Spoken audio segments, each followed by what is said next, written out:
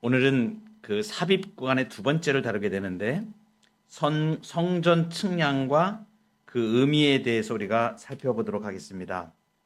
지난 시간에 저희가 지금 우리는 어디쯤 지금 가고 있는가?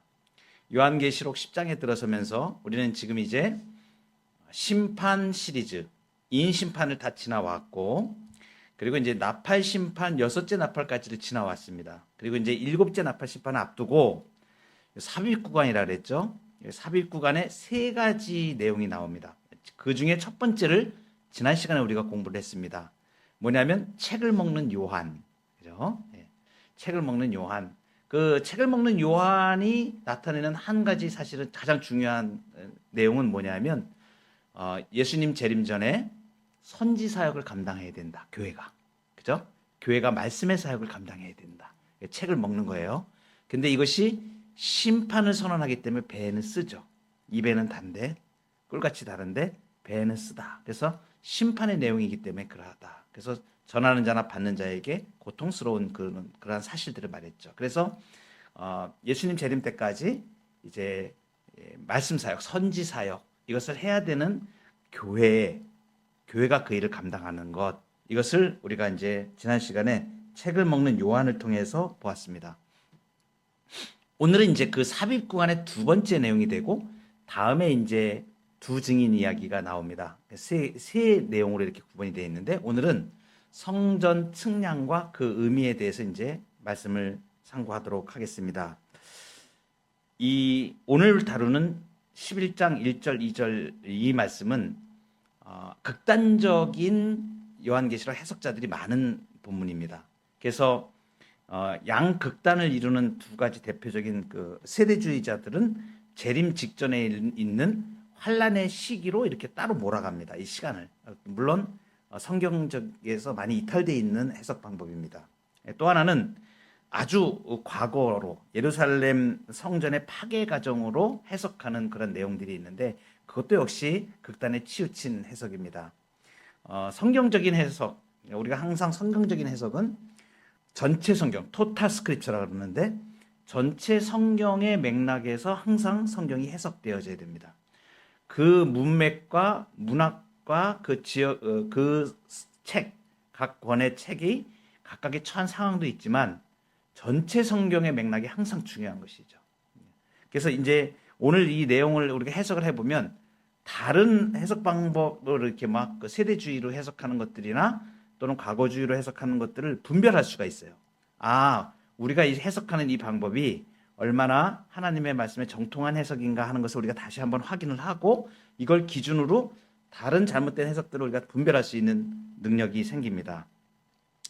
먼저 가장 중요한 것은 뭐냐면, 오늘 그 이제 요한계시록 같은 경우에는 특별히 그 원문의 그 해석이 굉장히 중요합니다.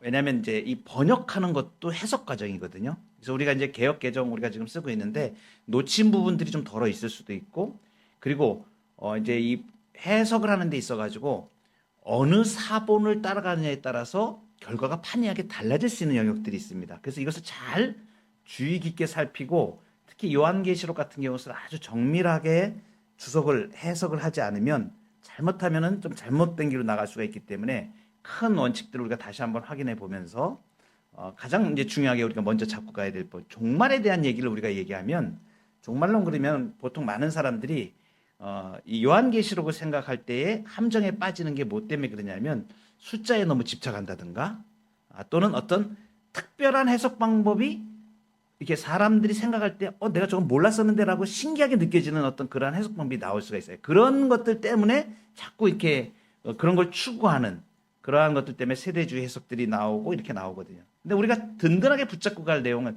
종말이 어떤 개념을 갖고 있는가를 먼저 명확히 가져야 돼요. 우리가 항상 이걸 잊지 말아야 될까요? 제가 아주 중요한 내용들은 계속 반복하면서 요한계시록 강의할 때 제가 말씀드리는 이유가 있습니다. 왜냐하면 그것이 요한계시록의 해석의 기준이 되기 때문에 그런 거예요. 종말은 언제부터 언제까지가 종말이냐? 우리가 지금 살고 있는 시대가 종말이다.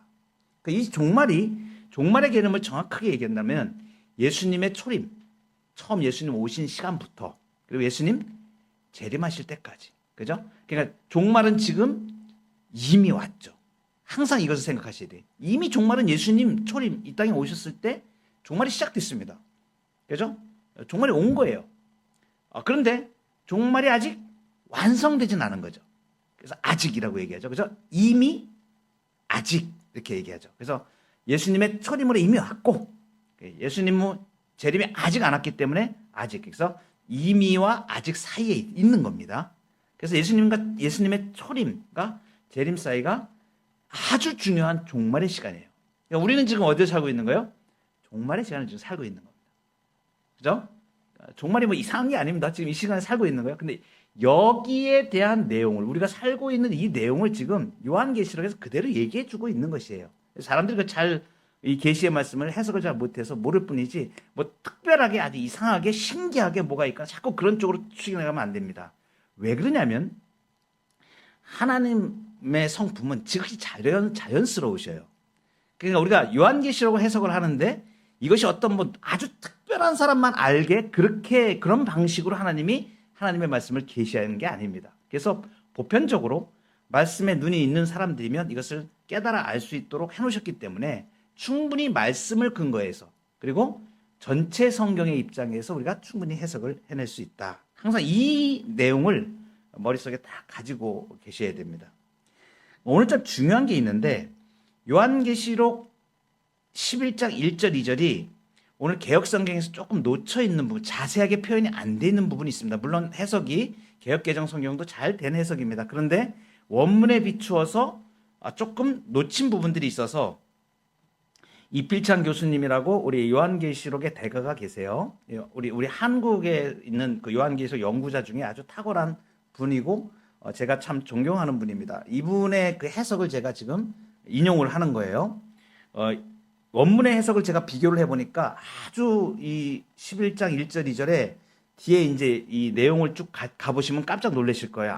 그래서 이게 해석이 중요하구나라는 걸 이제 알게 되는데 신학교에서는 이제 신학자들 이제 우리가 공부를 할 때는 이걸 석이라고 얘기합니다. 석이. 그러니까 이 문장을 완전히 다 아주 자세하게 정밀하게 해석해 들어가는 방식이에요. 그래서 이 서기를 잘하면 그 내용의 아주 중요한 내용들을 놓치지 않고 잘 발견할 수 있는 그런 부분들이 있는데 특별히 이제 요한계시록 11장 1절 2절이 이게 굉장히 서기가 중요한 이 부분이거든요. 그래서 이제 이 어떠한 해석을 취하느냐가 굉장히 중요합니다. 원문을 지금 직역을 하는 거예요. 제가 원문을 직접 비교를 하고 우리 이필찬 교수님이 해석한 걸 보면서 이 원문이 상당히 다른 어떠한 해석보다 탁월하다고 제가 보기 때문에 이 말씀을 이제 취한 겁니다. 이렇게 됩니다.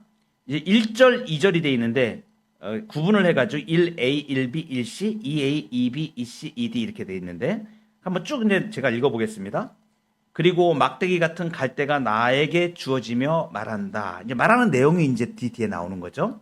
너는 일어나라.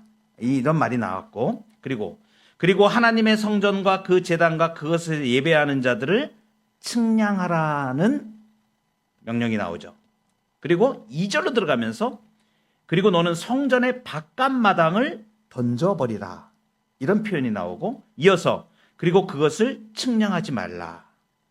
이렇게 나오고 그 다음에 왜냐하면 그 이유를 말합니다. 그것은 이방인들에게 주어졌고 그들은 그 거룩한 도시를 42달 동안 짓밟을 것이기 때문이다. 그래서 오늘 그 개역개정 성경하고 비교를 하면 아주 두드러진 특징이 뭐냐면 이 A절로 돼 있는 그리고 너는 성전의 바깥마당을 밖으로 던져버리다 이 해석이 개역개정에는 지금 안 되어 있습니다. 이유가 있습니다. 그것은 이제 70인역 번역본을 택하였기 때문에 이제 이런 결과가 나오는데 지금 여기에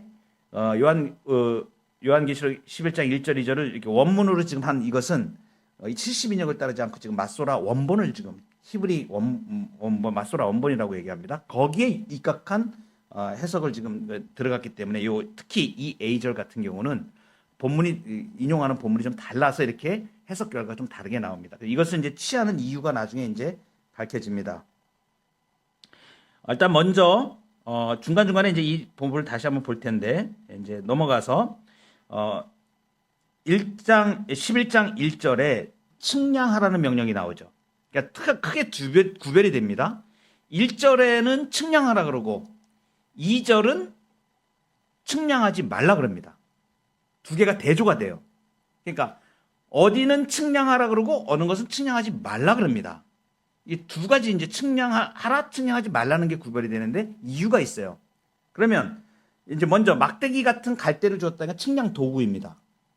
측량 도구인데 갈대로 사용했었는데 이거는 이제 어디에도 똑같이 나오냐면 에스겔서 40장, 42장, 40장부터 42장까지 성전 측량하는 본문이 나와요. 에스겔서에. 그래서 하나님의 백성이 이거 이제 측량을 하는데 그 측량하는 의미가 있어요. 측량을 한다는 것은 무엇을 말하냐면 하나님의 보호의 권한 안에 들어가 있다라는 사실을 말하는 거예요. 측량한다는 자체가. 그러니까 측량한다 이것은 하나님의 소유권과 보호를 의미합니다. 그러면 유추할 수 있죠. 측량하지 말라 그런 건 뭐예요? 하나님의 보호와 하나님의 소유권에서 일단 벗어나 있다라는 뜻으로 이제 우리가 볼 수도 있죠. 이제 요한계시록에서는 좀 다르게 해석이 됩니다. 그런데 이제 어쨌든 간에 측량하라, 측량하지 말라가 두 개 구별된다. 측량하라는 의미는 에스겔서의 그 말씀으로 모든 것으로 봤을 때 하나님의 보호권 그리고 소유권, 그 보호, 특히 보호를 말씀하신다. 그래서 1절에 보면 일어나라, 측량하라 이렇게 나오죠. 그죠? 여기서 일어나라, 너는 일어나라. 1절 B, 1B절에 너는 일어나라. 그리고 1C, 그리고 하나님의 성전과 그 제단과 그것에서 예배하는 자들을 측량하라 이렇게 나오죠. 자, 여기 나오는데 2절과 1절이 차이가 있어요. 측량하는 영역이 있고 측량하지 말라 그런 영역이 있어요. 2절에 보면 분명하게 측량하지 말아야 될 것을 나옵니다. 그럼 뭐냐? 2절 A에 보면 너는 성전의 바깥 마당을 밖으로 던져버리라 그리고 그것을 측량하지 말라 그러죠. 그러니까 어디를 측량하지 말라 그러냐면 성전의 바깥 마당을 측량하지 말라는 거예요. 그러면 성전의 안쪽에 있는 앞마당은 다 측량하라는 얘기입니다. 그럼 이것을 갖다가 확인하기 위해서 이제 성전의 구조를 한번 이렇게 보는 거예요. 이렇게 보면 여기 지금 크게 겉에 파란색까지 포함하고 있는 것은 성전의 바깥 마당이에요. 바깥뜰이라고 얘기합니다. 이걸 이방인의 뜰이라고 얘기해요. 솔로몬 성전이라든가 이렇게 헤롯 성전이라든가 모든 성전에서 지금 만들어진 거는 이방인의 뜰까지 다 포함하는 거를 전체 성전으로 이렇게 얘기할 때 그 단어를 쓰는 단어가 따로 있습니다. 히에론이라고 그래요. 그러니까 용어가 성전을 말하는데 영역을 어느 정도로 구분해서 들어가느냐에 따라 가지고 용어를 두 개를 많이 사용을 하는데 여기서 이제 히에론이라고 할 때는 거의 대부분의 모든 성전의 영역을 다 포함하는 걸 히에론이라고 그러고 그다음에 이제 우리가 1절에서 어디를 측량하라라고 한 거 있죠. 그 측량하라는 그 성전을 측량하라고 할 때 그 성전은 어떤 단어를 쓰냐면 나오스라는 단어를 씁니다. 그래서 이 단어가 좀 틀려요. 쓰는 단어가 나오스라는 단어를 쓰는데 여기 지금 그림에서 보면은 하얀색으로 되어 있는 부분 있죠. 하얀색으로 보면 이게 지금 동쪽에서부터 F, E, D 이렇게 하는데 A부터 한번 볼게요. A는 서쪽입니다. 이 동서남북을 이렇게 표시하는데 서쪽 맨 끝에 뭐가 위치하냐면 지성소가 위치해요. A가 지성소입니다. 그리고 B는 이제 다 성소까지 포함하는 거죠. C가 이제 제단이 되겠죠. 그리고 D가 뭐냐면 제사장들의 마당이에요. 그러니까 여기 D 구간 안에는 누구만 들어갈 수 있냐면 제사장만 들어갈 수 있는 거예요. 오른쪽에 문이 있어요. 동쪽에. 그럼 이제 E라고 표현된 데 있죠. E. 그건 이스라엘 백성들이 거기까지 올 수 있어요. 그리고 F라고 있는 데 있죠. 거기는 여인들이 거기까지만 올 수 있는 지역이에요. 여인들의 마당이라고 되는 F라는 데. 그리고 그 안쪽으로 이스라엘 남자들까지 다 들어갈 수가 있고 그 안쪽으로 들어가면 이제 제사장만 들어갈 수가 있는 거죠. 그리고 나중에 이제 그 지성소 안에는 대제사장만 들어가잖아요. 그죠? 그러니까 성전 안쪽으로 들어가면서 들어가는 사람들의 영역이 다 다른데 이게 지역을 구분해 놓은 거예요. 그래서 어디까지냐면 F 여인들의 마당까지 요거를 성전이라고 말할 때는 나우스라는 단어를 쓰는데 오늘 1절에서 측량하라고 하는 그 해당되는 데가 바로 요 하얀색으로 되어 있는 요 부분이에요. 그리고 측량하지 말라라고 지금 얘기한 부분이 그곳을 벗어난 부분. 바깥 마당. 이방인의 뜰이라고 얘기합니다. 이방인들의 마당이라고 얘기했죠. 이방인의 뜰 이렇게 얘기하기도 하고 이방인의 마당이죠. 구분이 되죠. 그러니까 지금 측량하라고 한 데가 어디고 측량하지 말라는 데가 어디다라는 게 구분이 되죠. 그런데 이 전체가 뭐예요? 이 전체가 지금 성전에 해당하는 겁니다. 됐죠?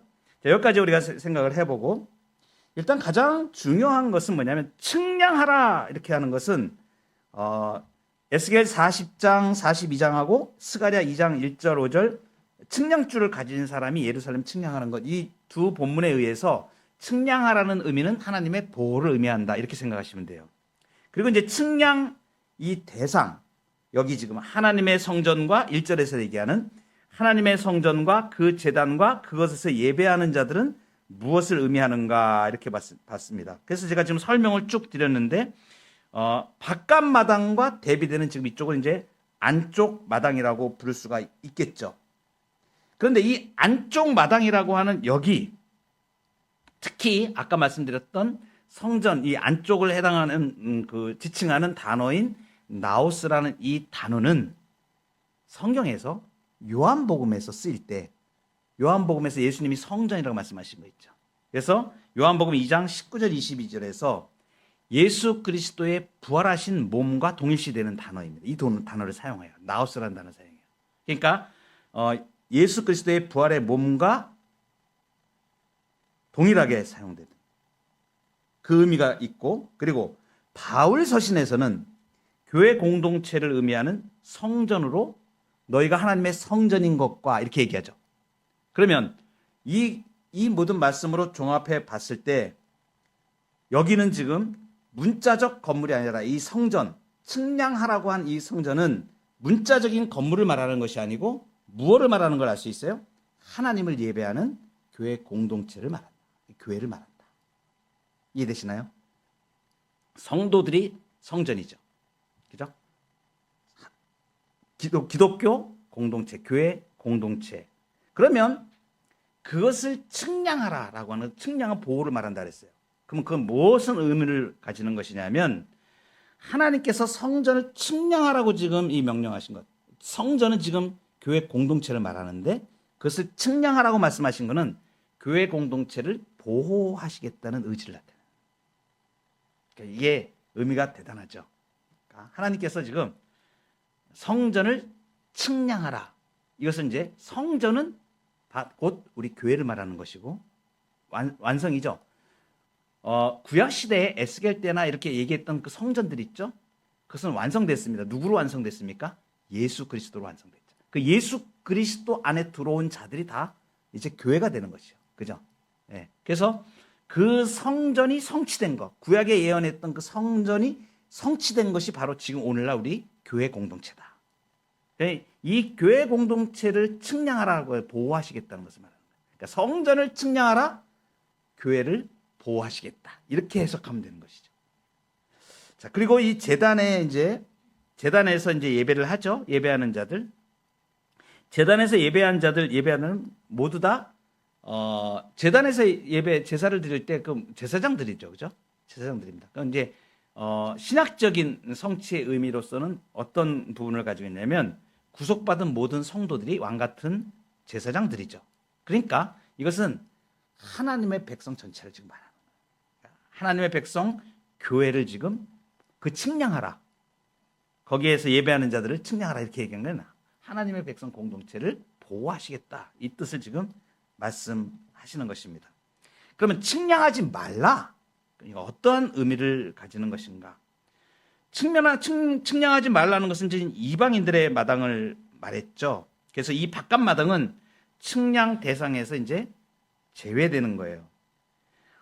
그런데 에스겔서에서는 성전 측량에서 다 측량합니다. 에스겔 40장 42장에서는 이 안쪽 마당뿐만 아니라 바깥쪽 마당까지 다 포함되게 해요. 근데 지금 오늘 요한계시록에서는 바깥 마당은 측량하지 말라 이렇게 말씀하십니다. 그러면 요한계시록이 지금 에스겔서와 다르게 바깥 마당은 측량하지 말라고 한 이유가 있겠죠. 그 뜻이 이제 밝혀집니다. 특별한 목적을 가지고 계신 거예요. 그 이방인들의 뜰, 여기를 지금 측량하지 말라고 하는데 특별한 뜻이 있다. 그러나 이 이방인들의 뜰이 전체 성전에서 제외돼요? 안 제외돼요? 제외되지는 않습니다. 전체 성전에 있는 곳이에요. 이방인의 뜰이라고 하더라도 전체 성전 안에 들어있는데 구분을 한 겁니다. 안쪽 마당은 측량하고 그 바깥의 이방인의 뜰은 측량하지 말라 그런 것이죠. 그러니까 이것은 뭐냐면 지금 측량하라고 한 이 흰 부분으로 되어 있는 것은 하나님께서 보호하시겠다는 뜻을 분명히 우리에게 보여주신 건 알겠는데 그러면 측량하지 말라고 한 거기에는 하나님께서 어떤 뜻이 있다는 거죠. 우리에게 밝혀주시는 뜻. 이제 그 뜻을 우리가 지금 이제 확인해 보는 겁니다. 가장 중요한 그 문구가 오늘 아까 2절에서 보면 측량하지 말라고 하는데 그것은 성전의 바깥 마당을 던져버리라 그랬죠. 그러니까 측량하지 말라고 그러는 건 바깥 마당이 분명한 거예요. 그 바깥 마당을 밖으로 던져버리라고 한 여기에 뜻이 있습니다. 이걸 알기 위해서 어디로 들어가냐면 다니엘서에 지금 이 요한계시록에 측량하지 말라 바깥 마당을 던져버리라 라고 한 바깥 마당을 밖으로 던져버리라고 한 이 내용이 그대로 나오는 데가 다니엘서에 있어요. 그 다니엘서 어디가 있냐면 다니엘 8장 11절에 있습니다. 그래서 제가 본문을 그대로 가져왔습니다.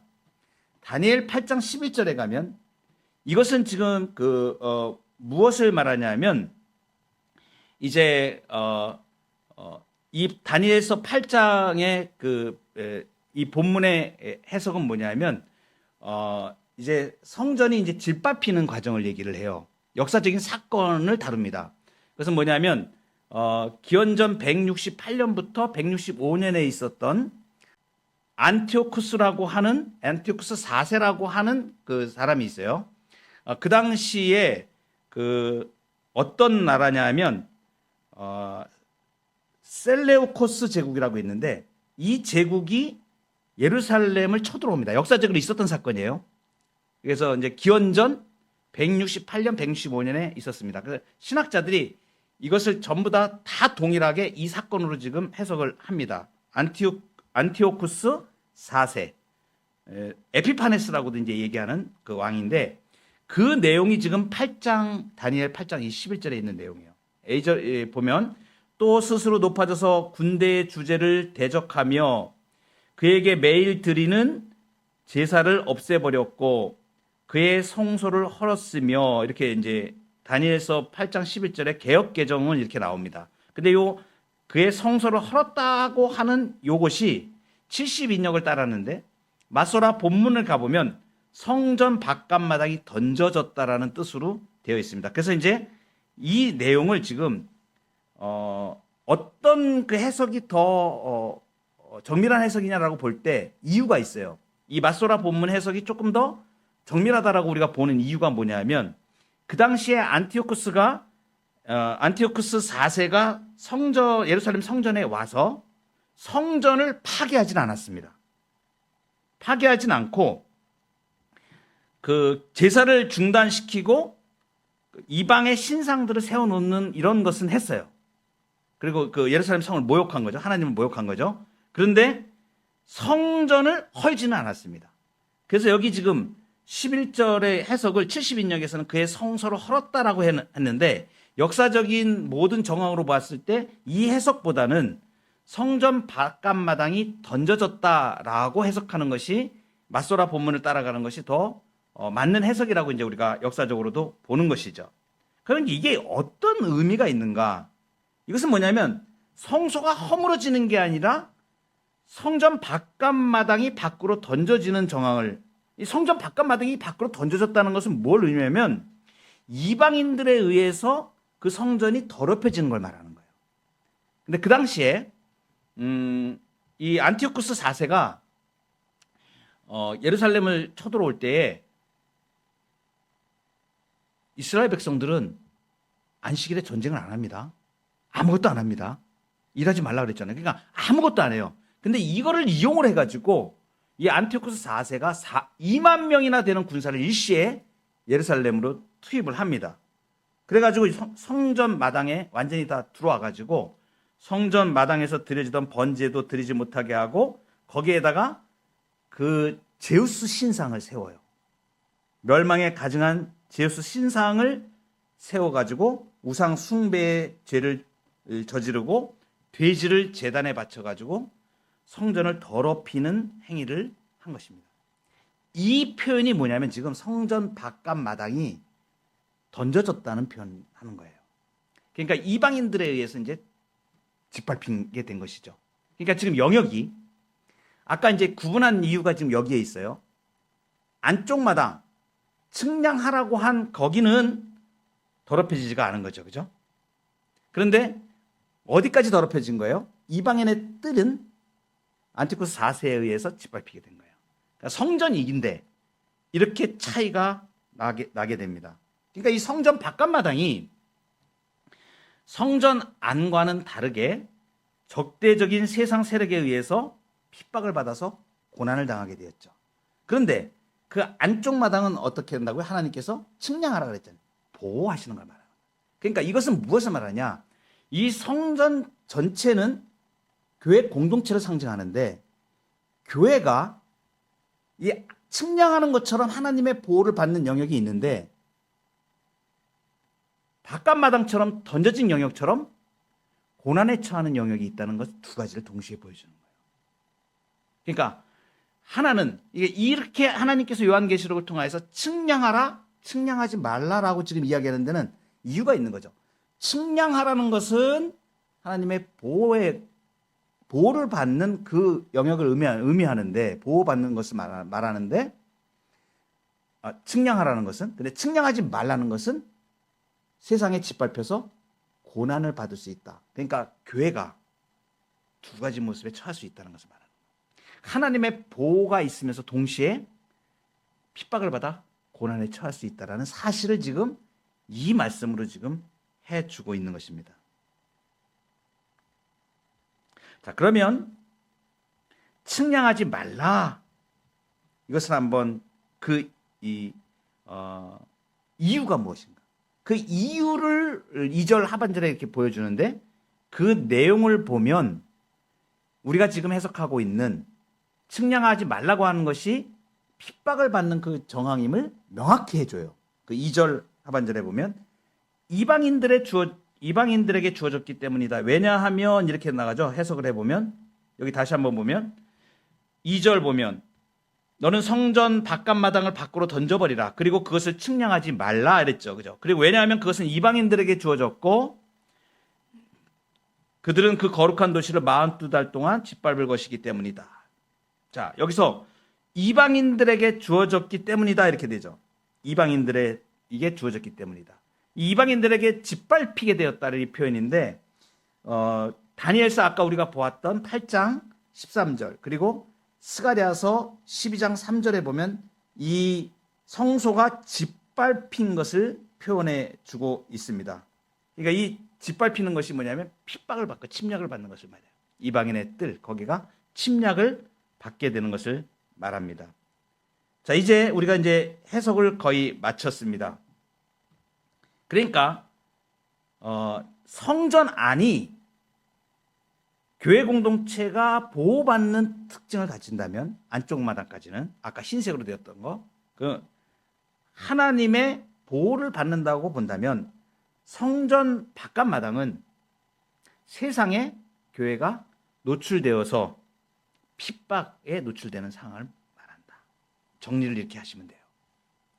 그러면 우리 교회가 지금 바로 이러한 모습으로 가고 있다는 것을 말합니다.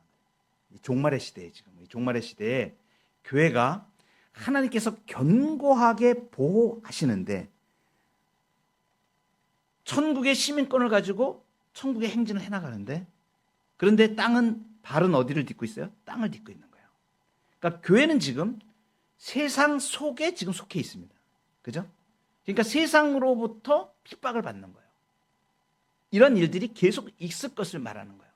성도들이 세상을 살아가는데 믿음의 삶을 살아가는데 계속하여 싸움이 일어난다는 것을 말해요.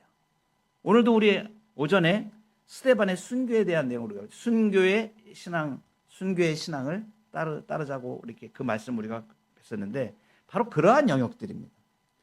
하나님께서 분명하게 보호하시지만 한편으로는 세상으로부터 핍박과 고난을 받는 이러한 이중성을 가지고 이 종말을 살고 있는 교회 현실을 그대로 지금 얘기해 주는 거예요. 여러분, 그러니까 이러한 일들은 종말의 시대에 계속 있을 것을 말하는 거예요. 이제 여기 이제 왜냐하면 이렇게 말씀하셨잖아요. 짓밟힐 것이기 때문이다. 그러니까 교회를 핍박하고 그리고 성도를 핍박하는, 믿음을 핍박하는 그러한 일들이 계속 이 종말의 시대에 있을 것을 말하는 것입니다. 그래서 요한계시록 전체를 통하여서 하나님이 말씀하시는 게 뭐예요? 이런 것들을 알려주시는 이유가 뭐예요? 성도들에게 이러한 내용을 분명히 알고 두려워하지 말라. 왜? 하나님이 보호하십니다. 성전의 앞마당을 보호하듯이 측량하는 거. 이것은 뭐냐면 강력한 하나님의 보호를 얘기하는 거예요. 핍박을 받는다는 거예요. 핍박이 없는 게 아니에요. 그러니까 예수 믿는 삶이 무조건 행복하기만 하고 아무 어려움도 없고 그런 게 아닙니다. 때로는 영적인 수없이 많은 갈등을 가지고 싸워야 되고, 특히 교회가 복음의 일선에서 복음의 증거를 하다 보면 정말 말도 안 되는 그런 모함을 받기도 하고 힘들기도 하고, 그리고 어떨 때는 정말 핍박을 받기도 하고 그런 일들이 있다는 것을 말하는 거예요. 그런데 이제 특별히 그 기간을 이야기를 하죠. 여기 보시면 맨 마지막에 그들은 그 거룩한 도시를 42달 동안 짓밟을 것이기 때문이다. 이렇게 나옵니다. 42달 이렇게 나오죠. 42달. 재미있는 말씀이 나오는데, 여러분 이 42달이 연으로 따지면 얼마겠어요? 12달이 1년이니까 42, 12로 나누면 3년 반입니다. 3년 반이에요.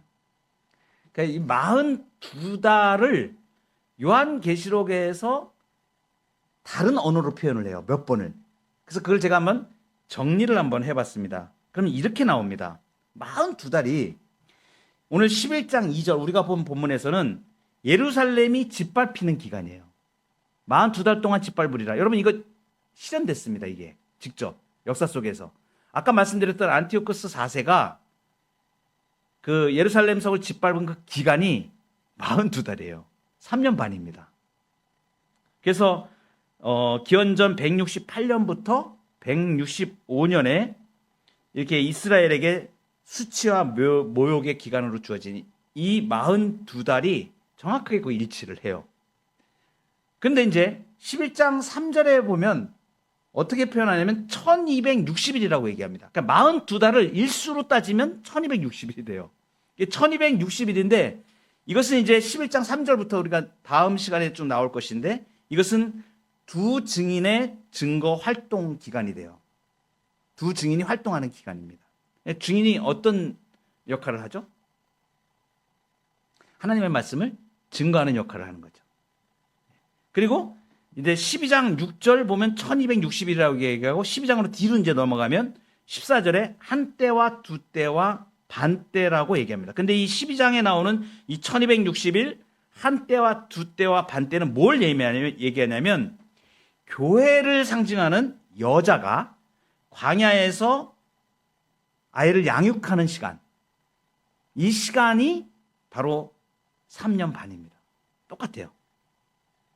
그리고 또 재밌는 게 뭐냐면 13장 5절에 가면 이제 짐승이 활동하는 기간이에요. 짐승은 뭐예요? 사탄의 세력이죠. 짐승이 활동하는 기간이 나오는데 이 기간도 42달입니다. 자, 이제 42달이 어떤 시간이냐 이제 하는 것을 우리가 규정 지으려고 말하는 겁니다. 일단 42달 이렇게 된 거는 이건 3년 반, 한때, 두때, 반때 뭐 이런 표현 이렇게 할 수도 있어요. 1260일 그러면 이렇게 숫자로 보면 굉장히 길어지는 것 같잖아요. 근데 42 그러면 좀 작은 것 같죠. 달수로 표현하면 이제 그런 약간의 뉘앙스의 의미도 있기는 있습니다. 그런데 이제 다 같은 기간이 되는 거예요. 근데 중요한 게 있어요. 42달 동안 짓밟으리라 그랬으니까 모욕과 수치를 안기고 핍박하는 그 기간이 제한되어 있다는 거예요. 영원하지 않다는 거예요. 악이 득세하는 그 시간이 영원하지 않다는 것을 말하는 거예요. 제한돼. 악이 활동하는 것은 제한된 시간이라는 것을 우리에게 말해 줍니다. 그래서 이 허락받은 시간, 악에게 허락된 시간이 제한돼 있다라는 의미를 갖습니다. 영원한 것은 하나님의 통치뿐이 없죠. 악의 세력의 지배는 영원하지 않습니다. 그러니까 이 제한된 기간을 지금 이렇게 42달 동안 짓밟으리라 그러면 42달이 끝나면 어떻게 돼요? 그 악의 세력이 이제 없어지는 거잖아요. 그러니까 그 사람들이 핍박에 의해서 핍박이 계속된다고 하면 영원히 계속된다고 하면 얼마나 힘들겠어요. 근데 42달이니까 그거 잘 견뎌내면 그거 다 물리칠 수 있어. 이렇게 용기를 내도록 성도들을 격려하는 그러한 말씀을 해 주시는 것이죠. 그러면 이 42달은 지금 성전 바깥마당이 이방인에게 주어져서 짓밟히는 이 기간으로 되었는데 측량하지 않은 대상이죠. 측량하지 않은 대상, 외부의 공격에 노출이 된 것입니다. 이 42달은 다니엘서에서도 나옵니다. 다니엘서에도 한 때와 두 때와 반 때로 이렇게 나옵니다. 또 동일한 기간으로 나옵니다. 그러면 이 기간은 어떤 시간을 말하는가? 여기에서 이제 세대주의 해석하는 사람들은 이것을 재림 전의 환란의 기간 뭐 이렇게 쭉 얘기하는데 따로 이제 특정한 시간으로 이렇게 자기들이 뽑아내서 얘기하는데 그렇지가 않습니다. 이 기간은 문자적으로 어떤 특정한 시기에 발생하는 문자적으로 그냥 3년 반이니까 지금 요때부터 요때까지 이렇게 문자적으로 3년 반을 가리키는 게 아니고 예수님의 초림과 재림 사이, 아까 종말이라고 제가 말씀드렸죠. 이 종말 사이에 있는 모든 기간을 상징적으로 이야기하는 숫자입니다. 42달. 왜 그렇게 해석할 수 있는가? 왜냐하면 이 11장 3절 이하에서 쭉 살펴보면 어떤 문맥에서도 어떤 시기를 특정한다는 그런 암시가 전혀 나오질 않아요. 성경에. 일단은 그거고 그 다음에 우리가 해석한 대로 교회 공동체가 외부로부터 공격을 받는 것은 예수님이 오신 때부터 초림 때부터 예수님 재림할 때까지 계속됩니다. 그러니까 이 성경에서 지금 요한계시록에서 말하는 핍박의 기간 42달이라고 하는 것은 상징적으로 그냥 3년 반 어디서부터 언제까지 이렇게 딱 정해서 얘기한 게 아니고 종말의 시기 우리가 얘기하는 예수님의 초림부터 예수님의 재림 때까지 이 교회 공동체가 외부로부터 공격을 받는 핍박을 받는 그 기간을 말한다. 여러분 이게 이제 요한계시록에서 이 시기를 이렇게 이야기하는 것이 매우 중요한데 이것은 왜 그러냐면 앞에 우리가 인심판을 얘기할 때도 그랬죠. 자, 인심판이 언제 이루어지는 거예요? 예수님의 초림부터 예수님의 재림 때까지 이루어지는 심판. 그러니까 종말이라는 그 개념이 이만큼 중요한 거예요. 예수님 초림부터 예수님 재림 때까지 이루어지는 일. 그리고 나팔 심판도 마찬가지고 대접 심판도 마찬가지인 것입니다. 그래서 이 심판과 환란의 기간은 예수님의 초림부터 예수님의 재림까지. 근데 이 기간 동안에 어떻게 하신다고요? 측량한 영역이 있고 측량하지 않은 게 핍박을 받지만 측량하지 않은 영역에 핍박을 받지만 반드시 하나님께서 측량한 영역이 있듯이 이것은 뭐냐면 하나님의 보호, 하나님의 소유인 것을 분명하게 갖고 가시는 것이죠. 그 교회는 하나님께서 이 종말의 기간 동안에 반드시 지키신다는 것을 말합니다. 교회는 반드시 지켜요. 그러나 핍박도 겸하여 받는다. 환란도 겸하여 받는다. 그러니까 이 42달이라는 것을 우리가 지금 해석할 때 이 42달은 하나님의 보호를 받는 기간입니다. 동시에. 하나님의 보호를 받는 기간임과 동시에 짐승이 교회를 공격하는 시간이죠. 매 42달 짐승의 활동 기간이잖아요. 겹치죠. 그죠? 그러니까 하나님의 보호를 받는 그 시간, 종말의 시간임에도 불구하고 그리고 짐승이 악의 세력이 사탄의 세력이 교회를 공격하는 영적인 싸움이 계속되어지는 영적인 전투를 계속해가는 교회의 모습을 보여줍니다. 오늘 우리에게 이 말씀을 주시는 의미가 이것입니다. 이 사실을 분명히 알고 경성하여 예수 그리스도의 재림 때까지 예수님 오실 때까지 하나님의 견고한 보호 가운데 믿음의 행진을 두려워하지 말고 믿음으로 이 교회의 사명, 선지 사명을 잘 감당해라는 뜻으로 이렇게 지금 이 말씀을 주시는 것이죠. 하나님께서 측량하라, 측량하지 말라라고 이 말씀하신 것은 두 가지 의미다. 교회를 향하여서 교회가 하나님의 견고한 보호 안에, 그리고 핍박을 겸하여 이 사실을 명심하고 우리가 환난을 당할 때 주눅들지 말고 예수 그리스도께서 보호하시고 지키시고 항상 우리를 그 환난에서 끌어내시고 교회는 반드시 하나님이 보호하신다라는 이 사실을 믿고 믿음과 은혜 가운데 선지의 사역을 잘 감당해가는 그러한 교회로 우리 교회가 서가기를 간절히 소망합니다.